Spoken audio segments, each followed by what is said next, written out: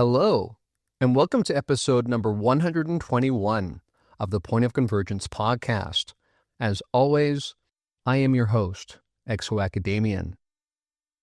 For those paying close attention, it has become apparent in recent years that various fields of scientific inquiry are converging on a set of startling and, for many, paradigm-collapsing revelations.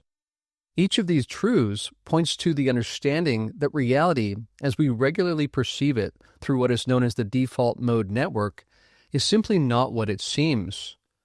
For those coming from outside the conventional Western model of the world, however, such insights are what we might call old hat.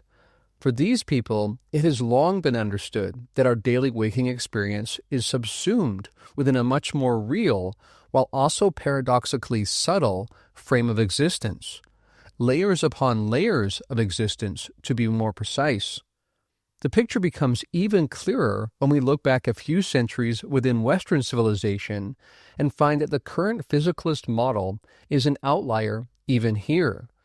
That is to say, for the vast majority of history, even within the Western context, reality has largely been viewed through an idealist lens, a perspective that holds consciousness to be the fundamental reality, with the material world existing only as an appearance within that vast sea of mind. Of course, this understanding begs an important question. If materiality is merely a particular modulation within consciousness, might it be possible to adjust that modulation to experience a realityscape other than this one? Or perhaps to journey into one of the subsuming realms referenced earlier?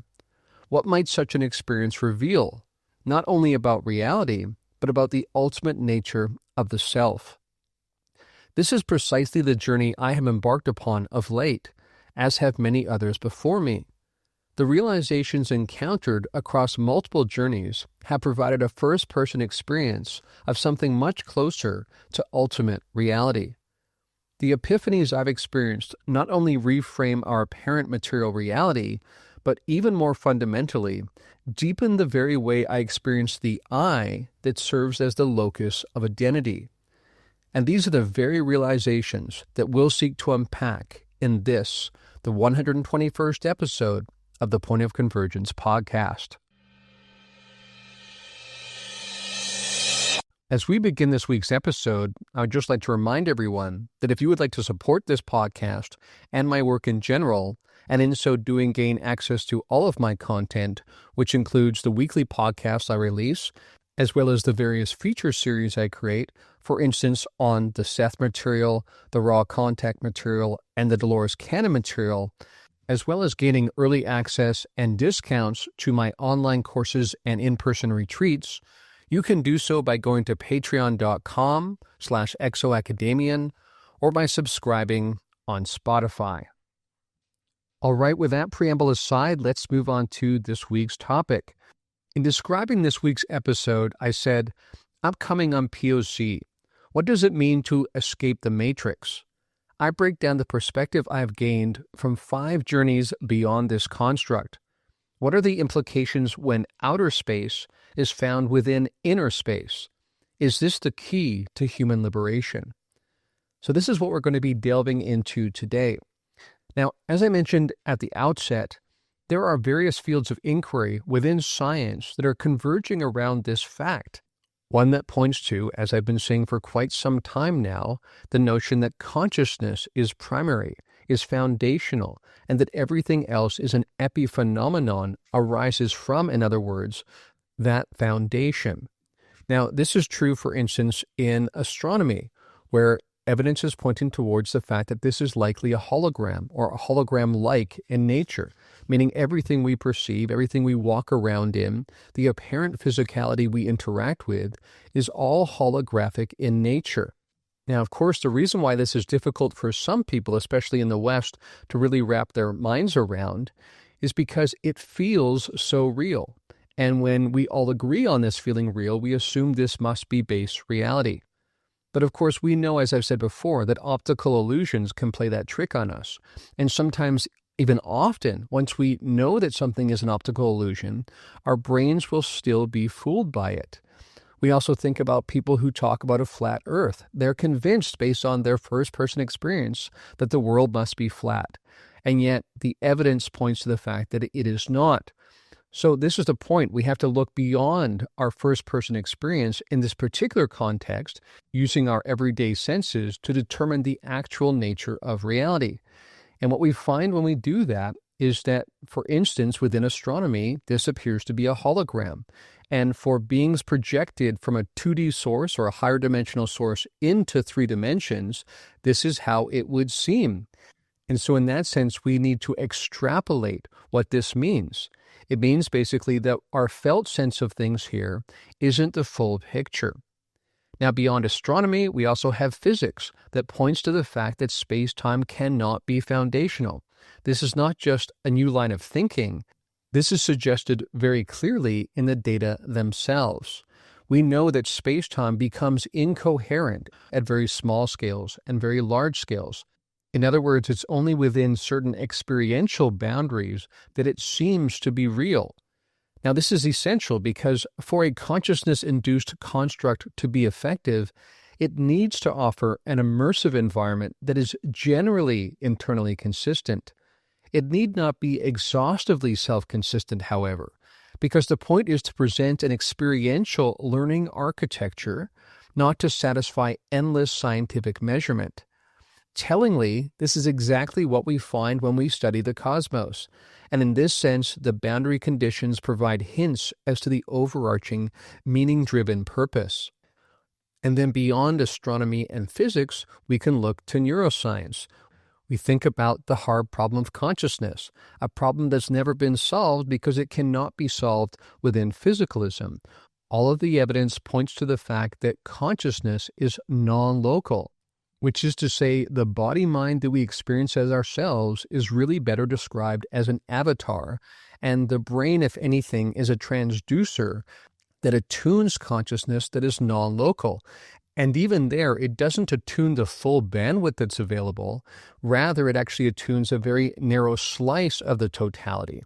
And this is why what we experience is only one aspect of a much deeper, broader realityscape.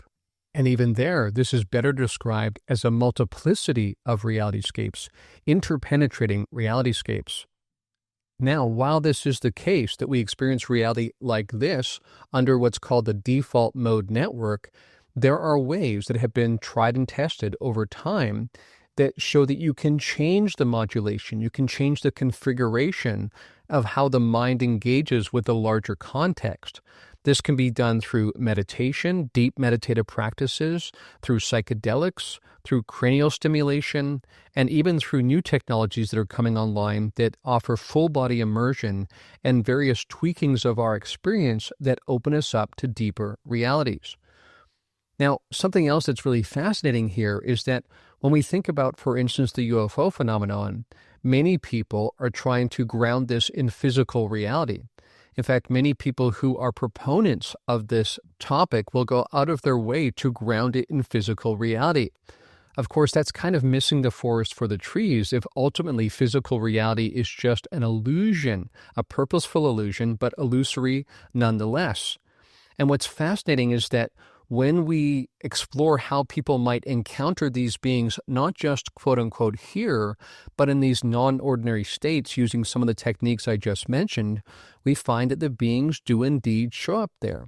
For instance, I've before mentioned the experience of my friend Sinead, who, while she was in Peru doing a traditional shamanic ceremony with ayahuasca, encountered alien beings that furthermore recognized her and seemed to be celebrating the fact that she had found a way to reconnect with them, not just the way. So once again, this is all pointing to the same kind of notion that our particular way of experiencing reality within the default mode network is just one of a plentitude. And speaking of this use of psychedelics to access these beings, these realities beyond the usual one, I want to reference something that Terence McKenna has said. He said, quote, "The something else is flying saucers. I know it sounds nuts, but they're mixed up in this somehow. It's pretty murky now. Fortunately, it doesn't matter yet, but DMT is somehow linked to the whole psychic, Jungian side of the notion of saucers. Deep water, I know. It's a hunch, but strong. Now, this is something Darren said to a friend of his when he was reflecting on these matters. Of course, Carl Jung, who I'll quote later, also entertains similar notions. What is it about these non-ordinary state techniques and technologies that allows us to make contact with some of these beings and to experience myriad realityscapes that don't just sit alongside this one, but that somehow interpenetrate this one? Knowing that interpenetration happens, it begs the question, what is the mechanism of that overlap, of that interaction between realms? Might it have to do again with consciousness, our consciousness, which is a subset of the original mind? I do indeed believe that's the case, and I will unpack today some of the experiences I've had personally that lead me to that conclusion. Now, a notion that's become very, very common of late is the sense that we might be living in what's called a simulation. Of course, that's kind of computer-type language to describe what this is. But this notion that this manifestational realm is illusory is an ancient one. And according to non-dual traditions, we should clarify that all manifest reality is illusory. So in that sense, this is not a simulation sitting in some deeper actual reality on some alien mainframe or something. Rather, there is the oneness that is the ultimate reality, and all manifest forms are illusory because they are all projections from that oneness. Think again about appearance within mind. That gives you a better sense of what's going on here. Now, I want to say that I am fully invested, like so many here, in what we colloquially call the UFO phenomenon. That said, what's currently being considered and integrated is really just the very tip of the proverbial iceberg. The reason this remains such a confounding fit for the dominant Western model is that it points to reality frames that eclipse this one. This points to what I was saying at the outset. It's like what we see in a series of nested Chinese boxes. And yet at the same time, each of these frames is but a puff of smoke in an elaborate illusion of shifting forms. The most rewarding and transformative shift is to identify with the fire itself, not with the smoke, no matter what forms it may temporarily take. So that's how I look at all of this, that all of these manifestational realms and forms within these realms, that is the smoke. The fire is the oneness of source consciousness, pure awareness itself, which is what we ultimately, fundamentally are. That's what we're going to explore today, and this is very much the reality that I have come to after my experiences. And before I dive into those in detail, I first want to point out that this is paradoxically suggesting that outer space, what we perceive as outer space, is actually a phenomenon arising from and existing within inner space. So what is this relationship? Well, we have to think of inner space as the primary field. Inner space refers not merely to thoughts or emotions, but to the field of awareness itself, what I just pointed to. That within which all experience arises. Everything that appears, whether it's sensory, conceptual, or energetic, manifests within this awareness. Thus, outer space is not outside of consciousness, but a structured appearance within it, like a dreamscape within the dreamer's mind. This is an analogy I've used many times on this podcast. So in light of that, let's consider psychonautic and contemplative correlations. So deep meditative absorption, for instance in jhanas and samadhi, or certain psychedelic states, dissolve perceptual boundaries, showing that space itself is mind relative.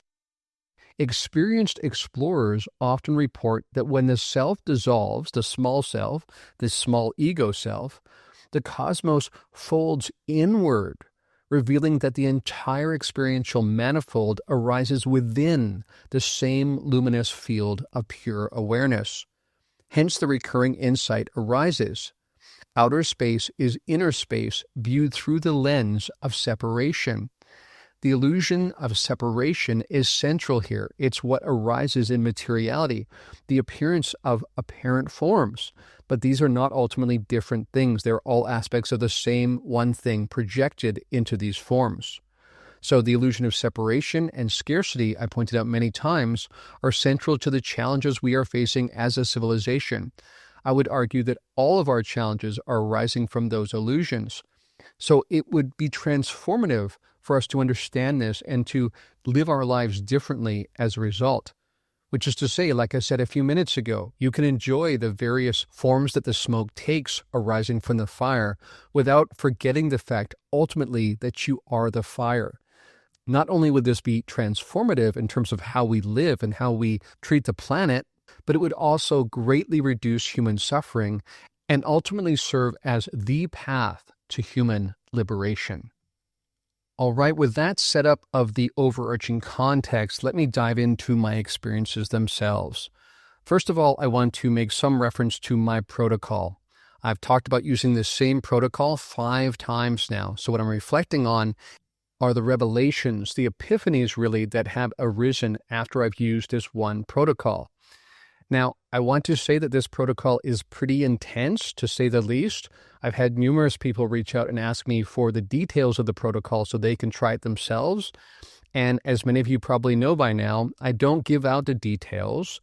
And that's not because I'm trying to keep it for myself, but rather because there are real physical and psychological risks to using this protocol. There are numerous aspects to this protocol, and it's how I combine them that creates this particular effect. But it needs to take place over days, and you have to do it very carefully because there are actual physical risks if you do it incorrectly. And even if you don't suffer detrimental physical effects, there's still major psychological risk. I know people who've done something similar who are never the same afterwards. That literally has happened. I'm aware of this happening for some people. That said, I also want to assure you all that I'm very cautious about how I do this, very methodical, and I wouldn't ultimately do it if I didn't have high confidence of coming out the other side intact. I have come out the other side intact 5 times now, but furthermore, I would say that there are capacities online now, similar to what happens with people who have near-death experiences or out-of-body experiences or particularly illuminating contact experiences, that ongoingly let me experience even the daily waking experience differently, accessing what you might call data streams that weren't available beforehand.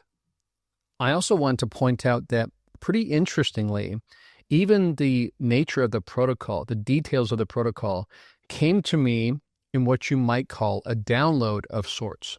So in other words, it's almost like communication from the other side or from one of these subsuming realms actually instigated this entire process.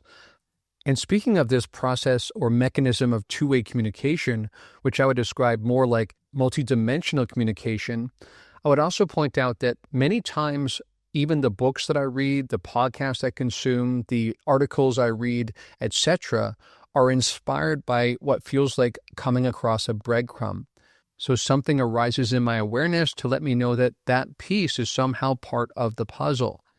And this is also a little bit like retracing your steps. So many people talk about how time itself is experienced differently in these other modes of existence or perception.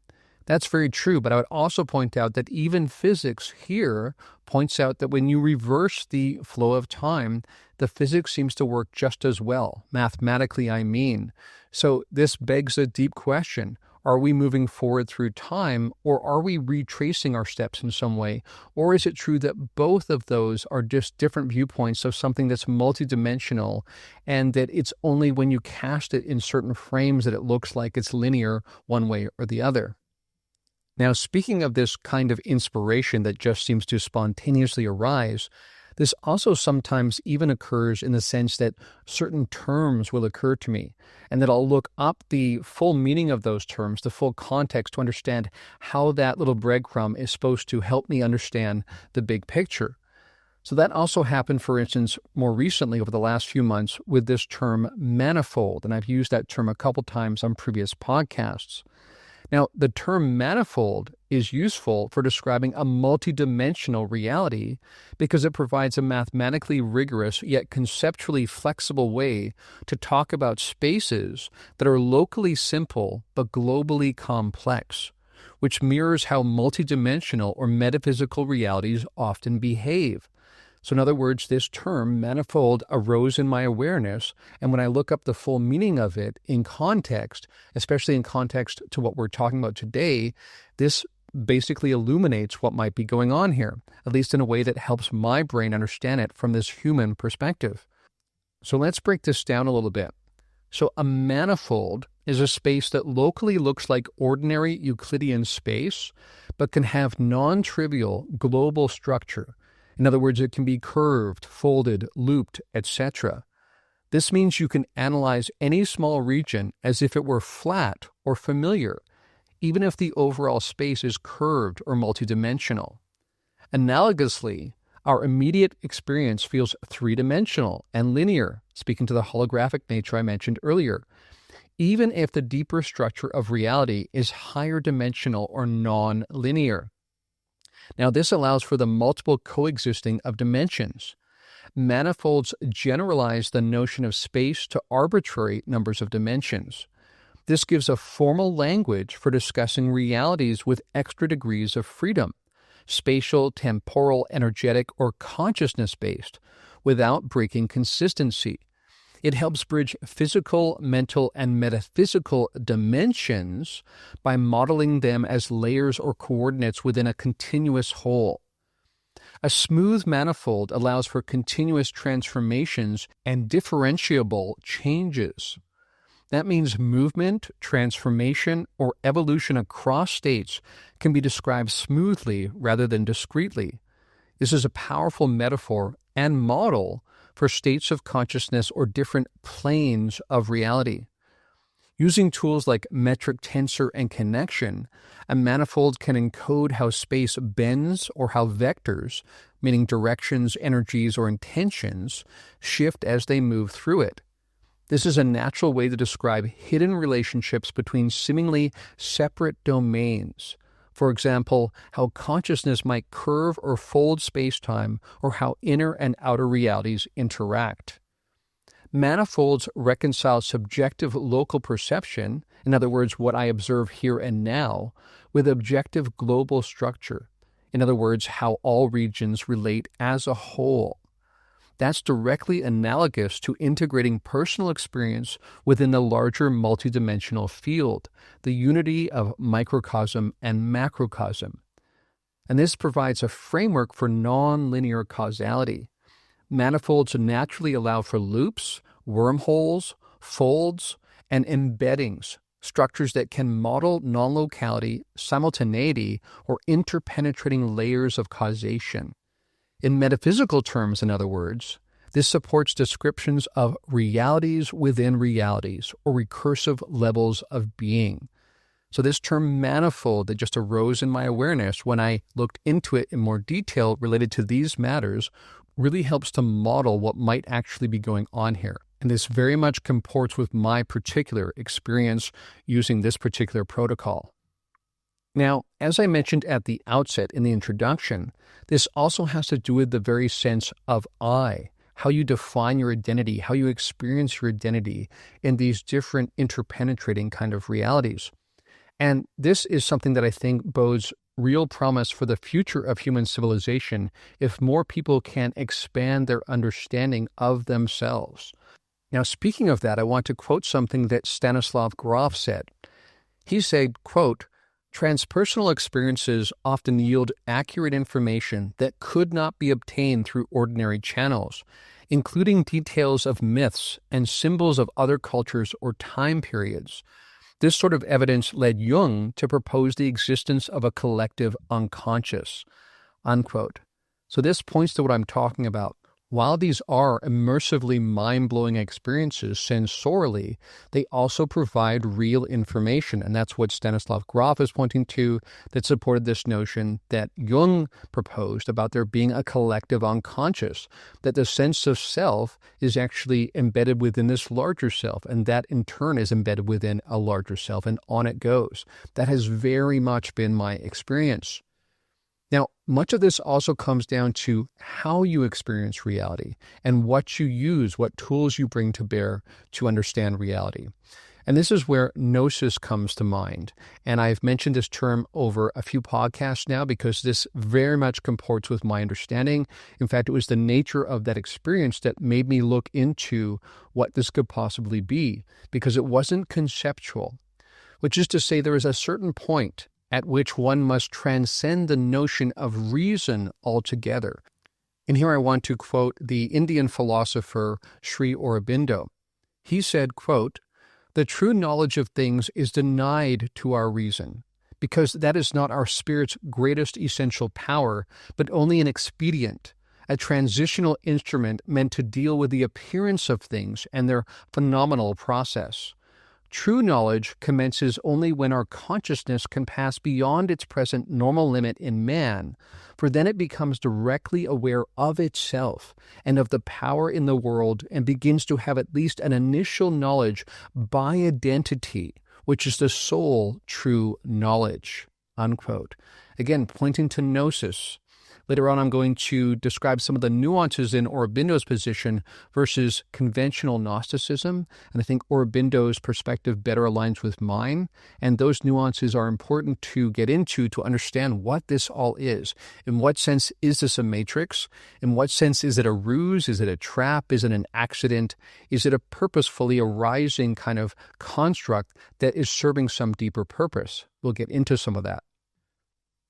Now, I've already referenced how space-time is transcended in this other mode of being. There is no passage of time, and largely knowing arises without even space being present, which is to say sometimes without objects, forms being present, which is to say it's a kind of knowing by identity, by presence, which is what Aurobindo is kind of pointing to there. But something else I've experienced, in addition to the sense that time could flow in multiple directions or not exist at all, there's also this sense even of agency that gets turned upside down, because there are times when I feel as if it's just as accurate, perhaps even more accurate, to say that I am the outlet valve through which something is being accomplished, agency that is arising, therefore, beyond the small self, as it is true that I am moving forward in time and making various choices. Again, I think some people get really overwhelmed by this. It's definitely discombobulating at first. But over time, as you expand your notion of the self, you welcome these kinds of shifts because they arise within this overarching sense of a self that is not destructible at all. And that's because it's arising beyond the myriad forms we see that are really just appearances. Now, speaking of this notion of who is projecting what, to what degree are we a projection of some higher realm, some deeper realm? Versus when we might think that we are just projecting these notions or projecting these experiences, for instance, when skeptics suggest that, suggesting therefore that it's not real, not only is it real, because again it arises in this much more multitudinous understanding of reality itself, but there's also this question of to what degree is our reality the projection from another mode or locus of mind? And this brings to mind something that Jung said. This happened in October 1958. He's recounting a dream he had, a dream, of course, that pointed to something that was somehow real. He said, quote, "In one dream, which I had in October 1958, I caught sight from my house of two lens-shaped metallically gleaming discs. They were two UFOs. Then another body came flying towards me. It was a perfectly circular lens, like the objective of a telescope. At a distance of 400 or 500 yards, it stood still for a moment, and then flew off. Immediately afterward, another came speeding through the air, a lens with a metallic extension which led to a box, a magic lantern. At a distance of 60 or 70 yards, it stood still in the air, pointing straight at me. I awoke with a feeling of astonishment. Still half in the dream, the thought passed through my head. We always think that the UFOs are projections of ours.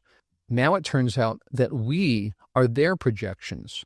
I am projected by the magic lantern as C.G. Jung, but who manipulates the apparatus?" Unquote. So this is just to expand the territory here, to get us to think differently about not just what all of this is, but how the sense of I, the sense of the locus of identity, changes the perception and the experience of reality, and all of those are equally true.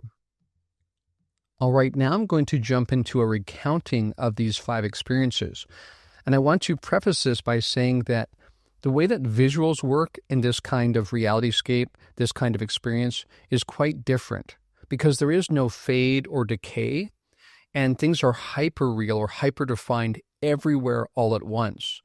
So when you are looking through your visual field in the daily waking experience using your usual visual acuity, you might not be aware of this, but actually wherever you are looking, that's where your eyes are focusing. And actually everything around that, which is to say the periphery, is actually blurry. You just can't tell because you're not looking in that direction, of course. You're looking where you're looking, and that's where the focus is.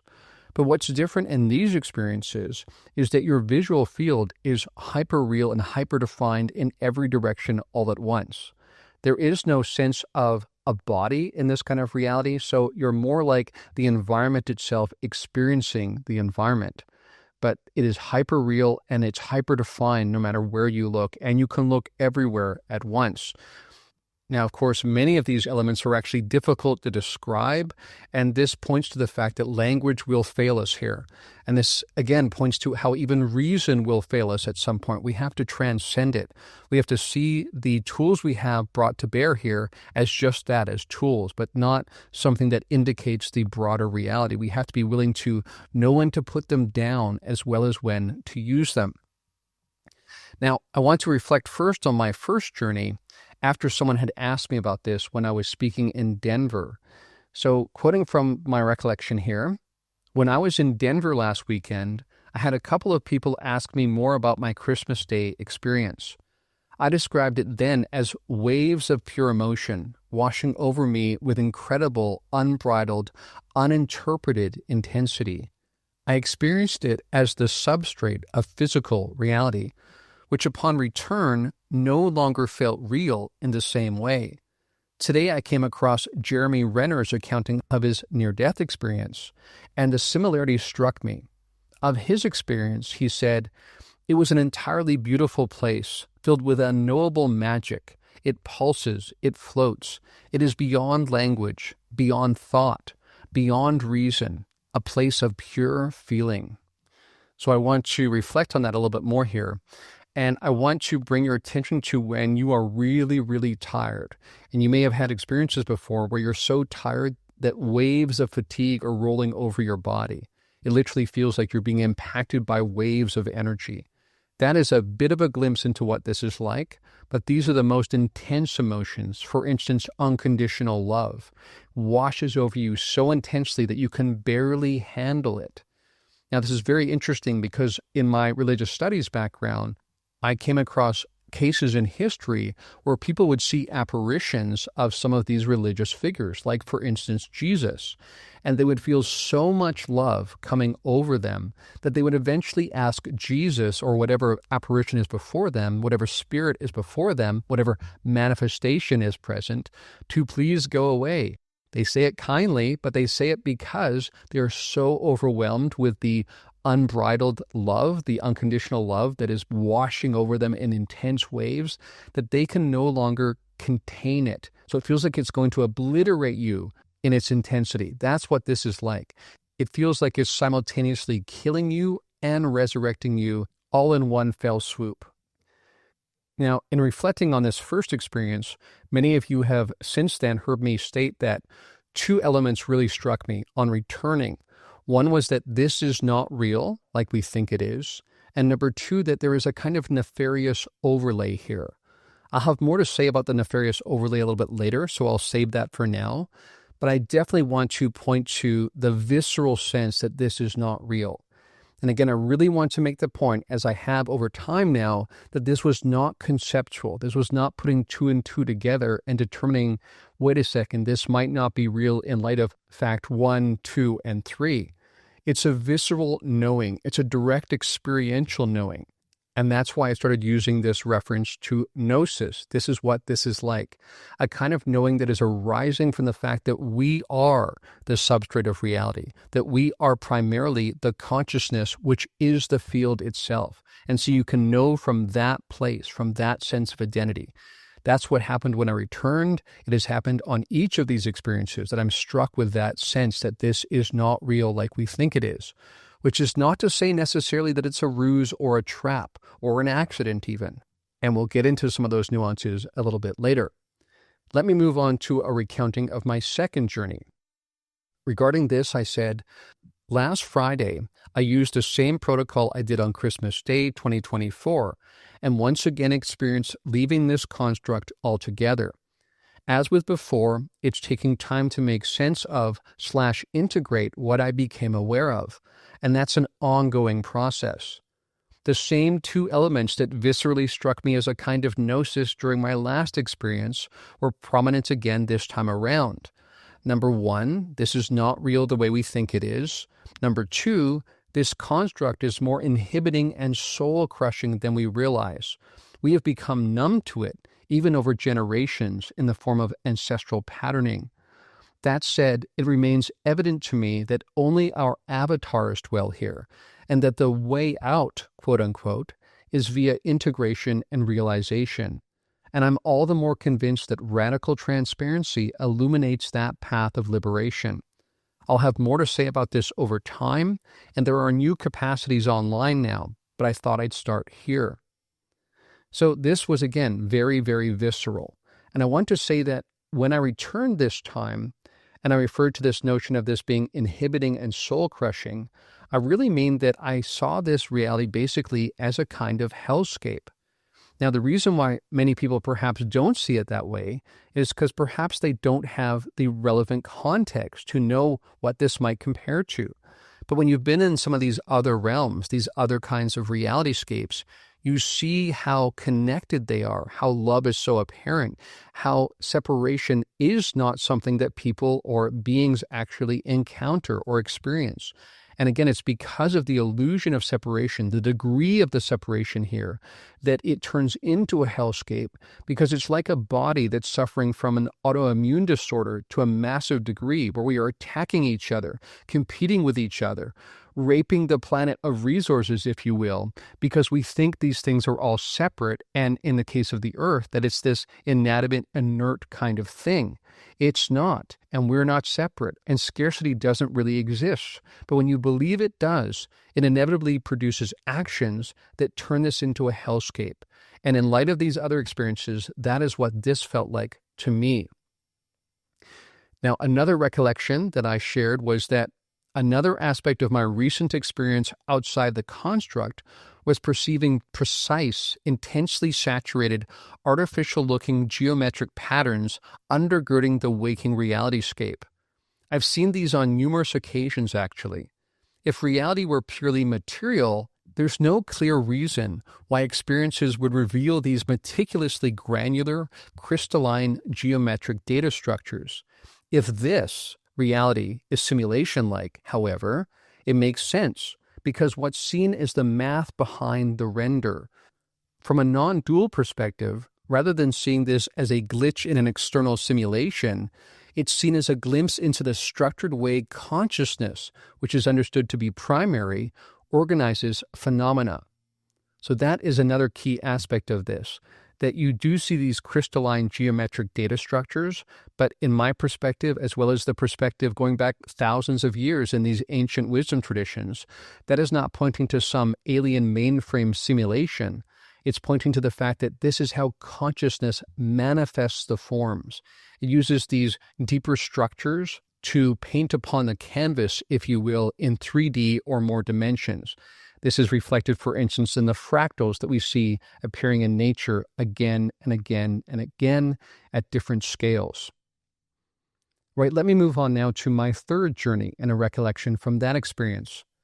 I said, something else to share from a recent journey outside the construct, third time using the protocol. Knowing arises within and as part of an infinitely vast yet intimately immediate connective field. From within this field, profound implications about reality present themselves, but they tend to slide in sideways from a boundless periphery, almost as an afterthought, though there is no time. In that expanded state of being, such realizations dawn as just the way things are. One such sideways awareness was the knowing, as gnosis, that the waking state experience of this fundamentally illusory world is just one among quadrillions. In that experience, even the granularly particular reasons for the specific instantiation were accessible, related in part to the structure of human physiology. But afterward, overthinking tends to make it slip away. The only way to hold it is to not really hold it at all, to take it in stride, as a totality, wide gaze, soft focus. And then I added, I'm going to take a break from using the protocol for a while, as this instance proved the most difficult in terms of coming back. My body-brain had real difficulty recalibrating to space-time this time. Doing things sequentially, as we do here, makes no sense from that other way of being, which makes ordering your actions as we do here discombobulating. In other words, you end up trying to do multiple things simultaneously, with bizarre and fruitless results. Such lingering effects lasted for days, all clear now. Now, I want to give a specific example of what I'm referring to here, and I've told a couple people about this. After coming back, you mix up the order of things, and sometimes what you end up doing is trying to do two things at the same time with multiple arms that you do not have. And again, someone pointed out to me that this perhaps points to these deities or these other kinds of beings referenced, for instance, in Vedic philosophy that had multiple arms and were able to do things simultaneously with those various arms. This may be a depiction in 3D of what this is like. So some sort of translation with errors, but that points to this. And what this meant for me, for instance, was at one point I knew I needed to read a book, so I needed to put on my glasses, and I wanted to drink some coffee. What I proceeded to do was pour coffee in my eyes.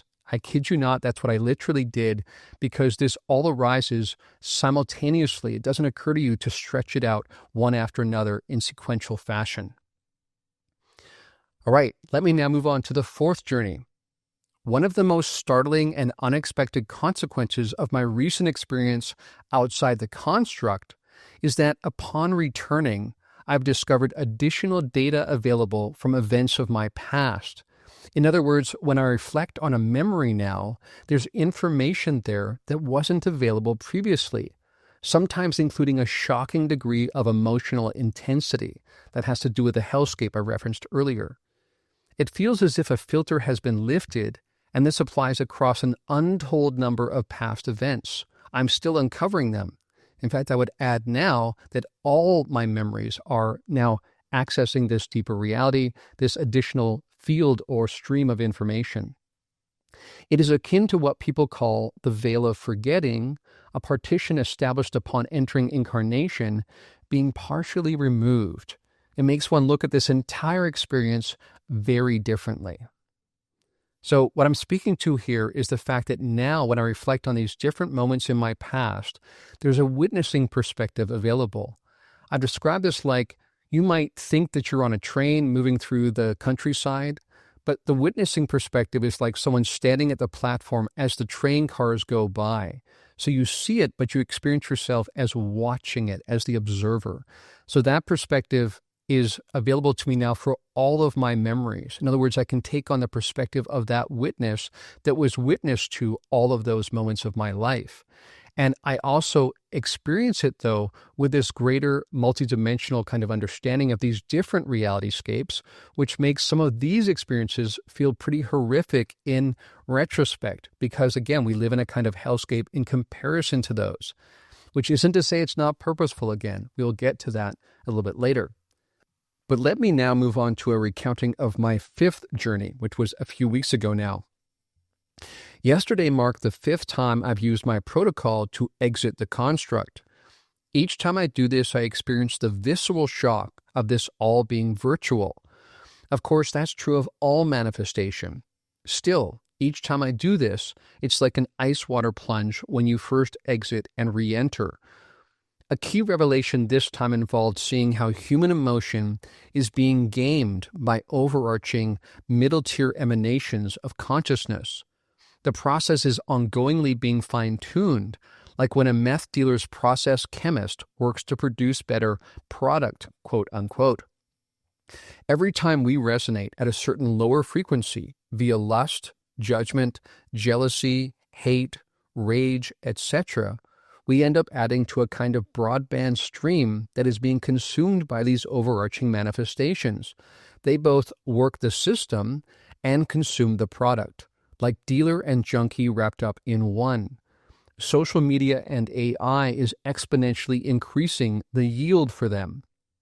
There's more to come, but I'll finish this post by invoking the well-worn adage, buyer beware. What you engage with, practically and energetically, has implications far beyond you. Of course, the concept of you is the real kicker here. I'll have more to say on this over time. Now, I've already talked a little bit about how this sense of you expands and is to some degree determined by the nature of the context, which part you are focusing in on. So this sense of you arises from the locus of attention. And with your thoughts, your intention alone, you can navigate, you can traverse within this multidimensional manifold. And wherever you end up or zoom in on, where travel is instantaneous, of course, you not only experience reality at that level within that dimensional frame, but you also have a sense of self that's related to that. And that goes all the way up and all the way down. And I'll talk a little bit about a really profound revelation that occurred as a result of this understanding. But I also want to point out that I talked here about these beings that are gaming the system, who are not only consuming the negative energy that human beings put out based on negative emotions, but they are actually fine-tuning things so as to exacerbate that result. Now, very, very interestingly, after having this experience, I looked into some other traditions and how they might speak to this, and I found several that do speak to this. Now, I was aware of one already, and that is Bob Monroe's notion of loosh. In his perspective, loosh is a kind of emotional or life force energy generated through the experiences of sentient beings, especially through intense emotions like love, fear, pain, joy, or conflict. And this is where the farming kind of allegory came in, because Monroe describes a metaphorical being, a farmer, who cultivates worlds and life forms to produce loosh, much as a human farmer cultivates crops. In this story, Earth is depicted as one such farm, designed to yield loosh through the struggles and growth of living beings. Now, I would say on the one hand, this is true. This is happening, that some of what's arising here is for the purpose of these beings, these entities consuming this negative energy. There are others that consume some of the higher consciousness energy. But the point here is that we are not just reduced to being farm animals, therefore, because the point here is that our identity is determined by the locus of our attention. So in that sense, when we tune into ultimate source, we can experience ourselves as that, even have memories from that perspective, which I'll share a little bit later. But in addition to Bob Monroe and his notion of loosh, Carlos Castaneda has also talked about this. He talked about these beings called flyers. He sees them as non-human predatory beings that feed on human consciousness, particularly emotional energy. He described them as inorganic predators, and Don Juan tells Castaneda that humanity is not at the top of the food chain. The flyers are higher on it. They are described as dark, shadow-like entities that hover in the air and fly, hence their name. They are energy feeders that consume human awareness, leaving people with just enough consciousness to live and reproduce, ensuring their food supply continues. These are non-physical beings, according to Castaneda, though they can be perceived directly in heightened states of awareness, like what I perceived. They aren't material organisms, but energetic or multidimensional parasites. So, I did experience these beings, and they are referenced in different traditions and different people's perspectives in these non-ordinary experiences. But again, the key is not to reduce yourself to being just a farm animal, but to recognize that you are choosing to incarnate here, to take this perspective, this particular incarnational frame of existence, so as to provide yourself with certain catalysts for spiritual growth. But simultaneously, what you do and what you produce here energetically is consumed by these other beings. This is a kind of multidimensional symbiosis that works. We see this happening when there's roadkill and vultures pick that up, or eventually when maggots form and dissolve the remaining product on the road, what's left of that animal. This also happens between dimensions. This is something I've mentioned before. Actions we take, even thoughts we entertain here, impact these other realities, and vice versa is also true. Now, I already mentioned that in trying to find examples of this after coming back and having this experience, I found numerous people who reference these kinds of beings. This is also true of Sri Aurobindo, who I mentioned earlier. For those who don't know, he was an Indian philosopher, yogi, and poet who became one of the most influential spiritual figures of the 20th century. His work bridged politics, philosophy, mysticism, and human evolution. So he very much spoke from the point of view of the ultimate spiritual energetic reality, but he also talked about the nuts and bolts, if you will, of evolution and how you bridge those two. So he was a big influence on me, though I had never read him specifically talking about these kinds of beings. But then I came across this notion. So he acknowledged that material existence as we experience it is not the full or true expression of divine reality, but a distorted, limited, and unconscious form. While he did not frame this distortion in the same dualistic or adversarial terms found in Gnostic or certain occult traditions, where higher beings may deliberately trap souls, for instance, he did recognize forces and beings, hostile powers that oppose evolution and work to keep consciousness limited. But there's a key here in the nuance. We really want to get into this because I find that people are too cookie cutter, too one-dimensional in the way they understand this vast symbiosis between dimensions of reality. So according to Aurobindo, matter is a veil of the divine. Matter is not evil, but it is the most densely unconscious form of the divine. It represents a maximum of division and forgetfulness, where the one has hidden itself the most. Thus, life in matter feels alienated, painful, and bound, even though it is ultimately divine in essence. Now, regarding these hostile powers and adverse forces, Aurobindo did believe in supraphysical beings, some of whom are hostile to human evolution. These forces work through the vital and mental planes to keep human consciousness trapped in ignorance, ego, and suffering. He and the mother described them as beings who feed on fear, division, lust, or pride, and who resist the descent of higher supramental consciousness. The original distortion, according to him, arises not from malevolent creators, but from the process of involution, where divine consciousness separates itself into fragmented forms. This cosmic separation creates the basis for suffering, death, ignorance, and ego. The resistance to integration is compounded by forces that benefit from fragmentation, akin to Osiric or Titan forces in Indian cosmology. The key, though, is that this is not about dualistic evil, but evolutionary opposition, resistance training that I've referred to before. Unlike Gnosticism, which posits an evil demiurge, Aurobindo emphasized opposition as a necessity within the evolutionary play. Adverse forces challenge the soul, forcing growth and awakening through struggle, and therefore their existence serves an evolutionary role even as they distort truth.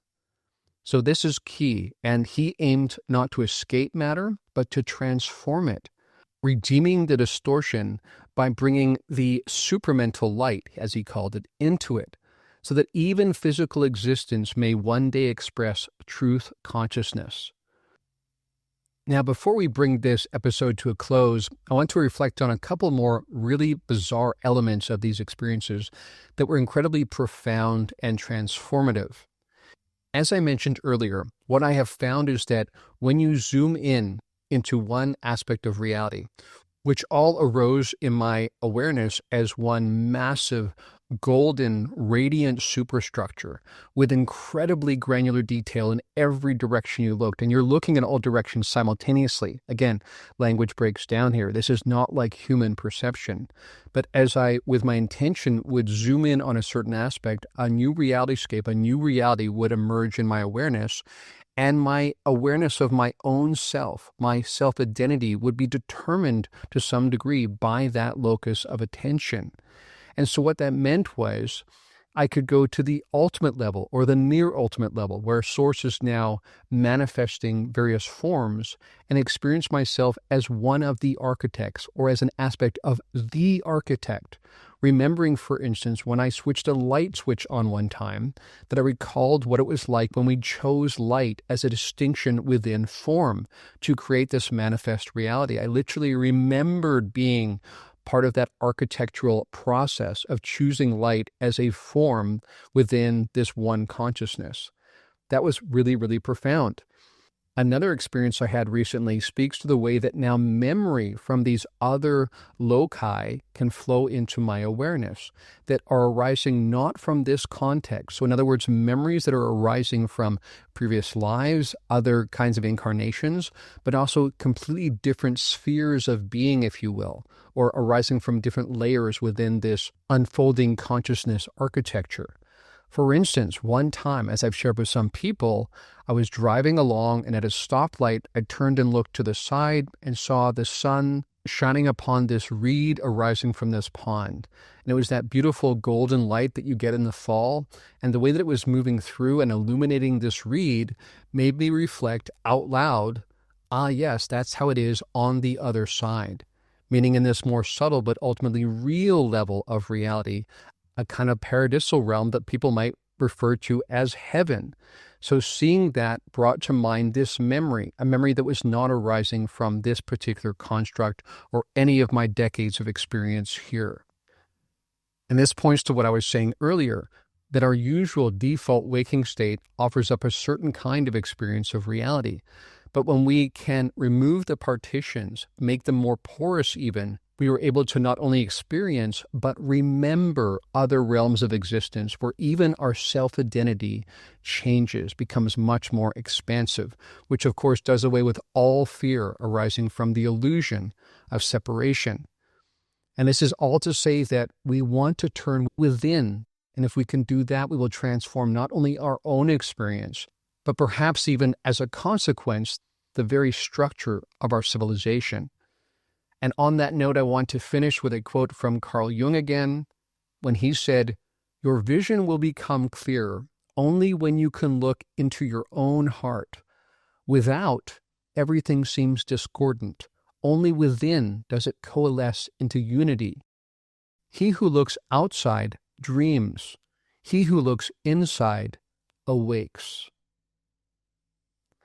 And on that note, we've come to the close of another edition of the Point of Convergence podcast. If you'd like to support this podcast, you can do so by going to patreon.com/ExoAcademian or by subscribing on Spotify. But until next time, friends, from deep within the Blue Ridge Mountains of North Carolina, this is ExoAcademian signing out.